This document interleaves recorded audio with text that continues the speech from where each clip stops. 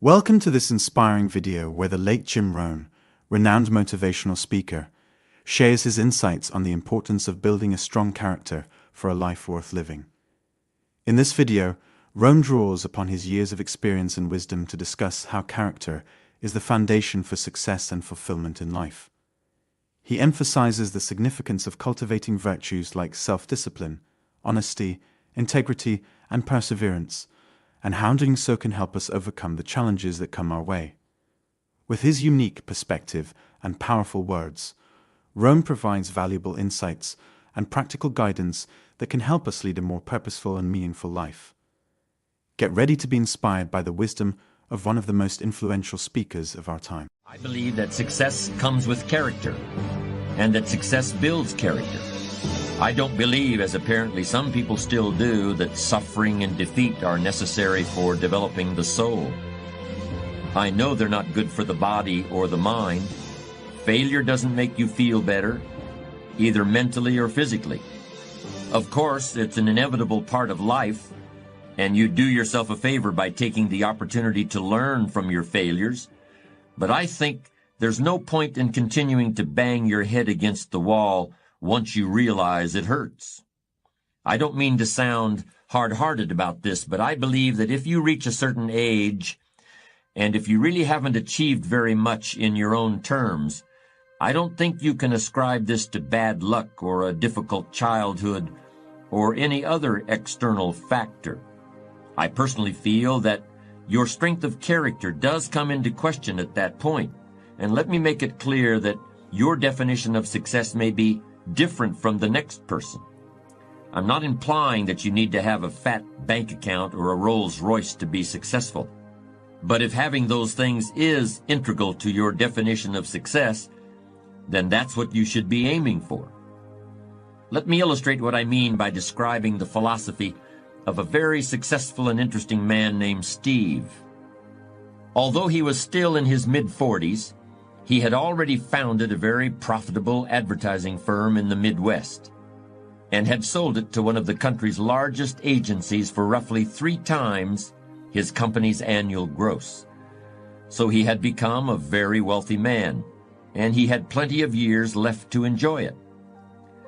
During a discussion with some friends of his, the topic turned to the career problems of a mutual acquaintance, a man of obvious intelligence who had an MBA from one of the most prestigious universities in the country.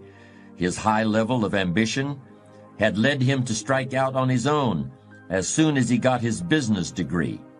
But now 15 years had passed, and his consulting firm was still hard-pressed to pay the rent on his office.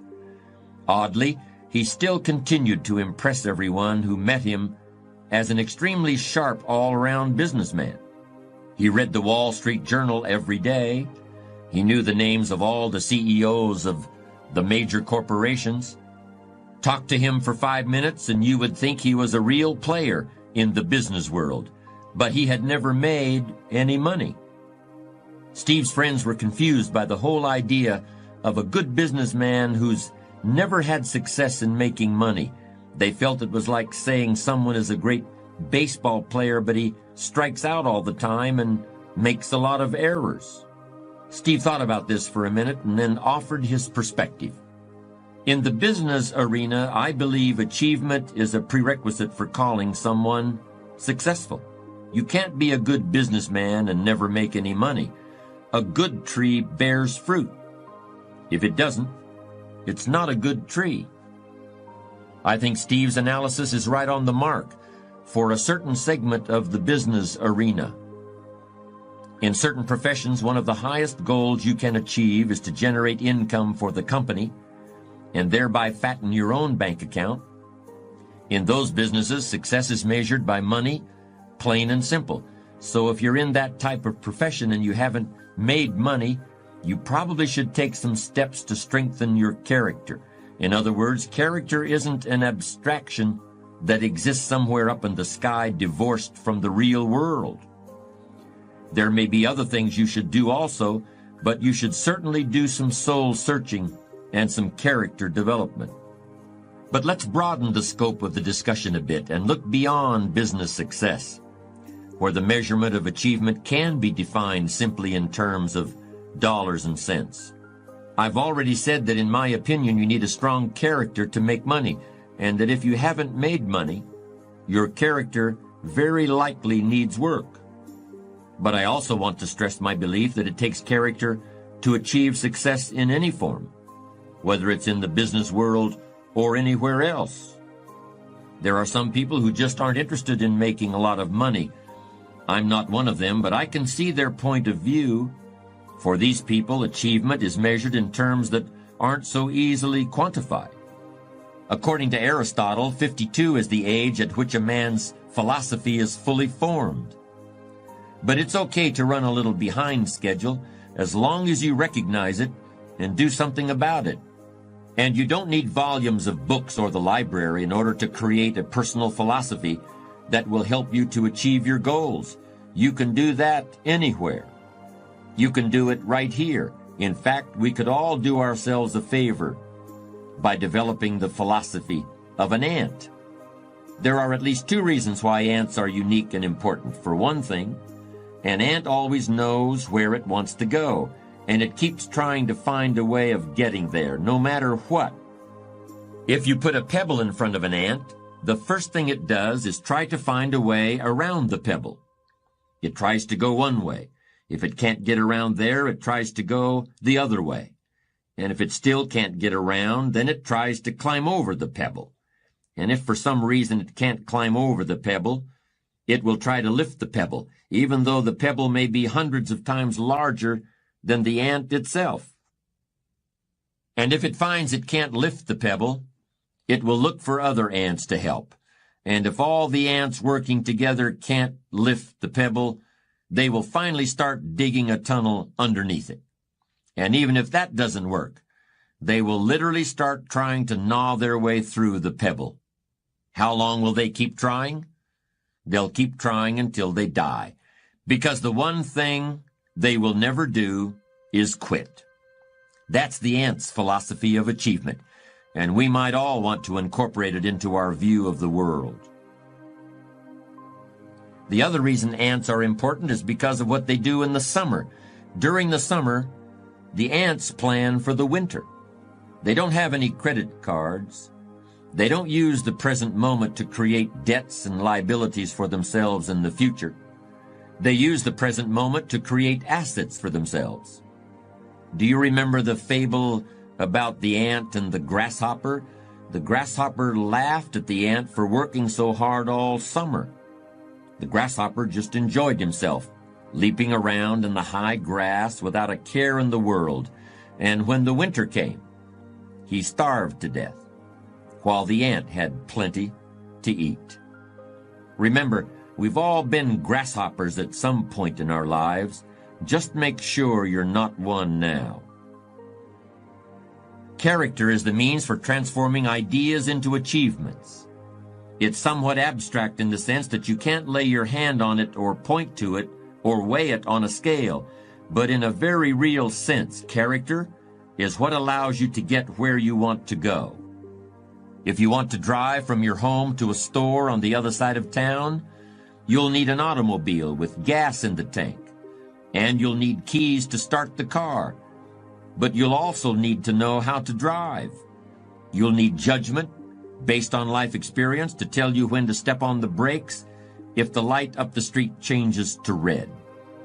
You'll need a true intention to reach your destination so that you don't keep stopping for coffee and a piece of pie every 10 minutes. You'll need to know how much time to allot to the trip so you can get home in time for whatever else you have to do. And you'll need enough maturity to call and say you're going to be late if you get stuck in a traffic jam. You can't lay your hand on any of those things, and you can't measure them with a yardstick. But they're as important to reaching your destination as the car, or the gas, or the keys to start the engine. They are analogs of character. Let's continue this comparison for another moment or two. There are all sorts of ways to keep track of the condition of a motor vehicle.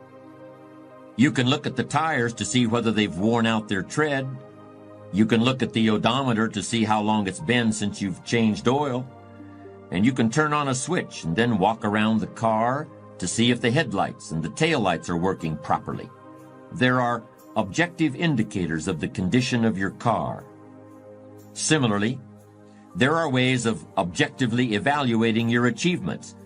Most people don't take advantage of them as often as they should, but they're available nonetheless. For example, you can put together a financial statement in order to determine your net worth. You can hire an appraiser in order to learn the market value of your house. You can compare where you were 10 years ago to where you are now in order to determine the degree of progress you've made in your life. As I've tried to explain, achievement depends on character in the same way that a successful drive to the grocery store depends on knowing when to apply the brakes and when to step on the gas. But how can you know if your character is in good enough shape to get you where you want to go? To continue the metaphor we've been using, there are ways of discovering whether you still know how to drive without having an accident. I believe there are ways of evaluating the strength of your character that are almost as clear as the depth of tread on a tire or the amount of gasoline in the tank of an automobile. In order to use these techniques for character evaluation, all you need is a commitment to be ruthlessly honest with yourself. At first, that kind of ruthless honesty may include a little bit of pain, but once you accept the fact that character is basic to achievement, you'll gladly pay the price. Just as the gas gauge of a car indicates full and empty, with several demarcations in between, you can learn whether your character has enough fuel to get you to your life's destination.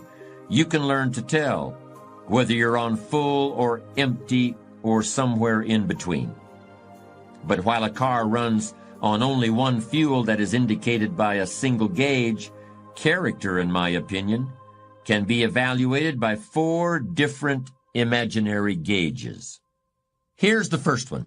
On the right-hand side of the gauge, corresponding to the letter F for full on a gas gauge, I want you to imagine the letter R, which stands for refusal. And on the left side of that gauge, I want you to imagine the letter C, which stands for complacency. If your character is good and strong, there are certain things that you simply refuse to accept in yourself or in other people. In your work, you refuse to accept anything less than your best effort. That doesn't mean that things will always work out exactly as you hoped and intended, but that's not the point. There will always be variables you can't control, but your effort level should always be maxed out regardless. With your family, your commitment should be just as strong. You should simply refuse to compromise in any area where your family needs and welfare are concerned. And with yourself, in your personal life, you should similarly refuse to accept pettiness or dishonesty or unethical behavior in any form. That's the right-hand side of the first character evaluation gauge. On the left hand is the letter C, which stands for complacency. But it also could be the letters LIS, standing for let it slide, or even WTDA for what's the difference anyway. Ask yourself where you stand on that scale. Do you have enough good, strong refusal to achieve what you want to achieve? If not, it's time to make a pit stop right now. The second character rating gauge has the letter D on the right, and on the left is the letter M. The D stands for decision, and the M stands for maybe. Ask yourself, are you a person who comes to a fork in the road and turns right or left?